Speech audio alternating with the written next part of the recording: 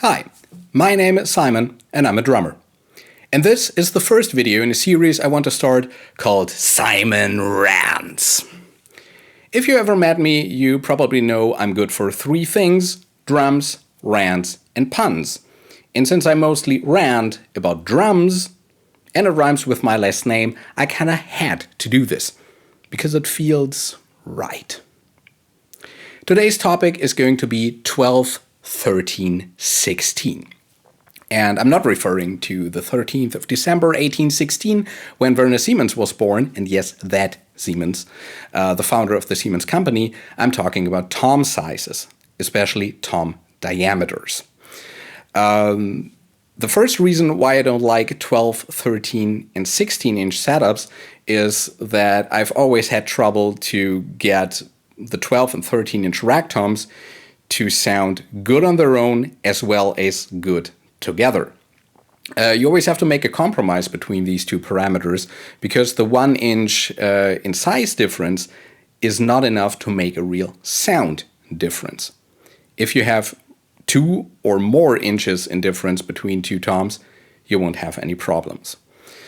Because you always have to tune the 12-inch tom a little bit too high and the 13 a little bit too low for their own comfort to make sure they don't sound almost the same, which within the same setup you won't run into as a problem between the 13 and the 16-inch toms.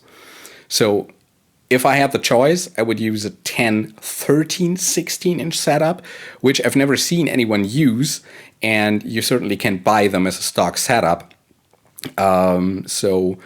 The Fusion drum kits that you mostly get nowadays in 10, 12, 14 don't cause these problems.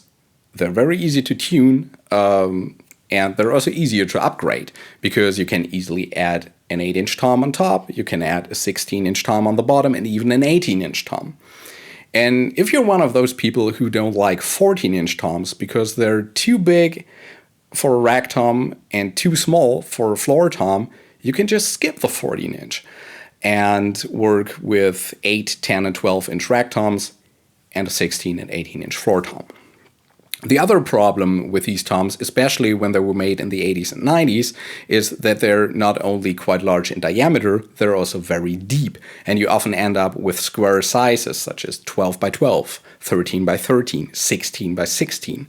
And again, the floor tom doesn't cause any trouble for me because I'm not trying to mount it on top of a bass drum that's usually 22 inches in diameter or even bigger. And unless you're 6'10", which I'm not, you'll have trouble reaching those toms, especially when you try to mount them at a rather flat angle. So you're going to have to play like this. And on top of that, you also have to mount your cymbals. So for me, that ends up being an ergonomic nightmare. If you want to reach the toms more easily, you'd have to mount them at a 45-degree angle, maybe even steeper. But you have to remember to adjust your playing accordingly, because when you still hit them from the top, you're going to dent your drum heads and effectively destroy them. So you have to hit them from the front, so you end up with the same flat angle you'd have if your tom was mounted almost at a flat angle. And playing like this can take some time to get used to, and that's probably the reason why I don't see too many people do that. And on the other hand, I see a lot more people denting and destroying their drum heads. Another problem, even though for me it's secondary to the height issue, is that when you mount the toms very close together, you still end up with a rather large distance between the center of all the toms compared to 8, 10, and 12-inch rack toms, for example.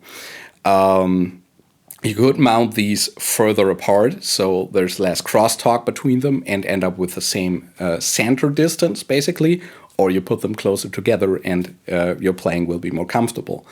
And especially in a case like this, when you're working with 3 rack toms, you also end up with the issue that the 10, 12, 13 setup pushes your hi-hat and ride quite far apart as compared to 8, 10, and 12-inch toms. And when you're a cross-handed player, as most of you probably are, that can cause some real issues that you have to be aware of.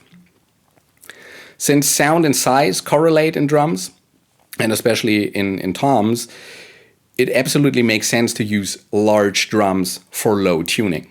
And these days, it's not that much of a problem anymore because you can easily get your hands on a 12x8 and a 13x9 inch tom. So mounting them on top of the bass drum isn't that much of a problem. Personally, I would use 10, 12, and 14 inches if I wanted big rack toms, but I would use the most shallow drums that I could get my hands on. These days, you can get 6.5 inches, which is snare depth. And ironically, those shallow drums produce even more sustain than their square counterparts. In the 80s and 90s, people were apparently convinced that it takes a long drum to make a long sound, but the opposite is actually true. The shorter the distance between the batter and reso head is, the less does the air traveling in between lose energy, thus giving us more sustain. In the end, that's the reason why I prefer deep floor toms, because they sound shorter than my rack toms, and I want them to be kind of hybrid between the tom and the bass drum, actually. To sum things up, if you really want to piss me off, put me in front of an old 12, 13, and 16-inch setup, which I won't be able to play properly, and I'm probably gonna go, "No, God! No, God, please, no! No! No! No!" Okay, I'm back. Let me know in the comments what you think about 12, 13, 16-inch setups, especially if you disagree with me, since, of course, you're entitled to your stupid opinion. Also, let me know what else I should rant about, what drums and music-related topics grind your gears. Also, like, subscribe, you know the drill. Rant over. Peace out.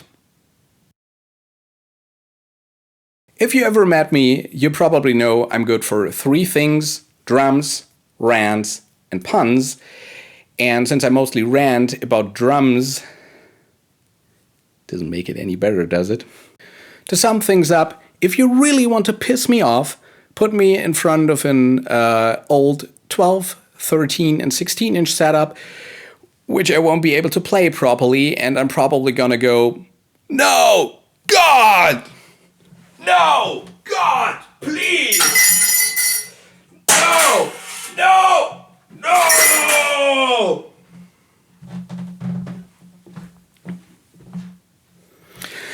Okay, I'm back.